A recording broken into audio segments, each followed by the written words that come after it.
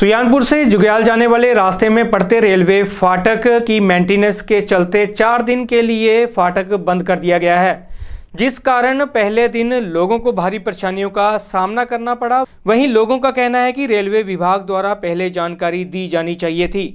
गौरतलब है कि रेलवे फाटक बंद होने के कारण लोग शेखा मोहल्ला रेलवे लाइन से अपनी जान जोखिम में डाल रेलवे लाइन पार कर रहे हैं। मेरा नाम वरुण भगत जी मेरे इतने नेड़े पिंड जी मेरी पैली है जी। इन्होंने प्रशासन ने ना कुछ इतने नोटिस दिता जी ना कुछ है जी, जिस कारण सानू बहुत हो रही प्रॉब्लम जान दी। ਤੁਹਾਨੂੰ ਪਤਾ ਹੈ ਕਿੰਨੇ ਦੇਰ ਤੱਕ ਬੰਦ ਰਹਿਣਾ, ਕੋਈ ਹੈ ਹੀ ਨੌਲੇਜ ਵਾਲਾ? ਇਦਾਂ ਦੇ ਕੁਝ ਨੋਟਿਸ ਵਗੈਰਾ ਦਿੱਤਾ ਨਹੀਂ ਹੋਇਆ ਜਿਹਦੇ ਕਾਰਨ ਕੀ ਹੈ ਸਾਨੂੰ ਪਤਾ ਲੱਗ ਸਕੇ। ਅੱਜ ਹੁਣ ਮੈਂ ਜਾ ਰਿਹਾ ਸੀ ਜਿਸ ਕਾਰਨ ਨਾ ਅੱਗੇ ਜਾਣਾ ਸੀਗਾ ਬਿਲਕੁਲ ਬਲੋਕੀ ਜਿਹੀ ਹੋਈ ਜੀ। ਇਦਾਂ ਸਾਨੂੰ ਇੱਥੋਂ ਉੱਪਰ ਦੀ ਘੁੰਮ ਕੇ ਜਾਣਾ ਪੈਣਾ, ਬੜਾ ਦੂਰ ਪੈ ਜਾਂਦਾ, 5-6 ਕਿਲੋਮੀਟਰ ਦਾ ਫਰਕ ਪੈ ਜਾਂਦਾ ਜੀ। ਇੱਥੇ ਨੇੜੇ ਹੀ ਜਾਣਾ ਸੀ, 5 ਮਿੰਟ ਦਾ ਰਸਤਾ ਹੁਣ ਸਾਨੂੰ ਅੱਧੇ ਘੰਟੇ ਦੇ ਵਿੱਚ ਕਵਰ ਕਰਨਾ ਪਿਆ, ਇਸ ਲਈ ਕੰਮ ਸ਼ੁਰੂ ਕੀਤਾ ਫਾਟਕ ਦਾ।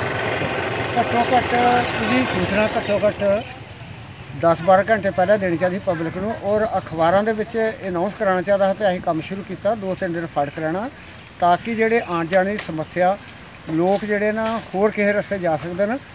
ਇੱਥੇ ਆਣ ਕੇ ਵਾਪਸ ਹੋਣਾ ਪੈ ਰਿਹਾ, ਇਸ ਵਾਸਤੇ ਰੇਲਵੇ ਨੂੰ ਗਾਹ ਵਾਸਤੇ ਚਾਹੀਦਾ ਕਿ ਘੱਟੋ ਘੱਟ ਜੇ ਕੋਈ ਕੰਮ ਕਰਨਾ ਫਾਟਕ 'ਤੇ ਉਹਦੀ ਸੂਚਨਾ ਅਖਬਾਰਾਂ ਰਾਹੀਂ ਲੋਕਾਂ ਨੂੰ ਜ਼ਰੂਰ ਪਹੁੰਚਾਉਣੀ ਚਾਹੀਦੀ, ਤਾਂ ਕਿ ਲੋਕਾਂ ਨੂੰ ਕੋਈ ਸਮੱਸਿਆ ਪੇਸ਼ ਨਾ ਆਵੇ। सर मेरा नाम लब्बा है तो साढ़ा इतने नज़दीकी घर आ तो सारे बिना सूचना दिते रेलवे वाले फाटक भी बंद करता है। एक बारी नहीं 3-4 बारी हो गया तो आए दिन इतने रोज़ हादसे होंगे रहते हैं। तो हूँ देख लो तुहाडे सामने लोग अपनी जान जोखिम च पा के इत्थों मोटरसाइकिल पा रहे हैं। तो जे बाई चांस किसी का मोटरसाइकिल या कोई स्कूटर वगैरह हादसा हो गया तो उसका जिम्मेवार कौन है? ये भाई रेलवे वाले बिना सूचना दिते ना कोई इतने उन्हें सिक्योरिटी गार्ड रखा, कोई अपना बंदा नहीं है कोई भी। ਹੁਣ ट्रेन मौके पर आ जाती है, किसी को पता नहीं लगता है। पिछे जी इतने हादसा होया एक वो भी बंदा लागे का ही तो वह मोटरसाइकिल हो गया, उन्होंने कोई रेलवे वाले ने कोई मुआवजा नहीं दिता, कोई कुछ नहीं, उल्टा वो केस हो गया भी। तो भाई साडा यही आ कि जां सूचना देनी चाहिए कि फाटक बंद आ तो जां एक इत्थे फाटक बनवा दो बस। मैं संजीव कुमार स्टेशन मास्टर सुजानपुर। मैं सुजानपुर वासियों को अपील करना चाहना कि जिहड़ा फाटक है 6 नंबर जो कि सुजानपुर तो जुग्याल वास्ते एक मेन रस्ता है, वो कुछ मशीनों के काम करने वास्ते बंद रहेगा 28 तो लैके 30 तरीक तक।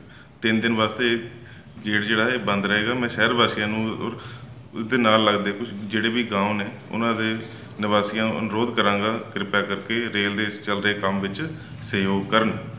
तो एक होर मेन मुद्दा है सुजानपुर का जोड़ा कि ये तुसी दसिया शेखा महला वाला गेट है, गेट नहीं है वो एक्चुअल वैसे ही लोगों ने अपने लंघन टप्पन वास्ते एक रस्ता बना लिया। तो मैं लोगों को अपील करांगा कि प्लीज़ तुसी इस तरह का खतरा मोल ना लो, ये तुहाडी जान वास्ते जोखिम भरिया है। मैं लोगों को यही अपील करांगा कि तुसी रेल का सहयोग करो कि जिहदे विच तुहानूं जानी माली कोई नुकसान ना हो।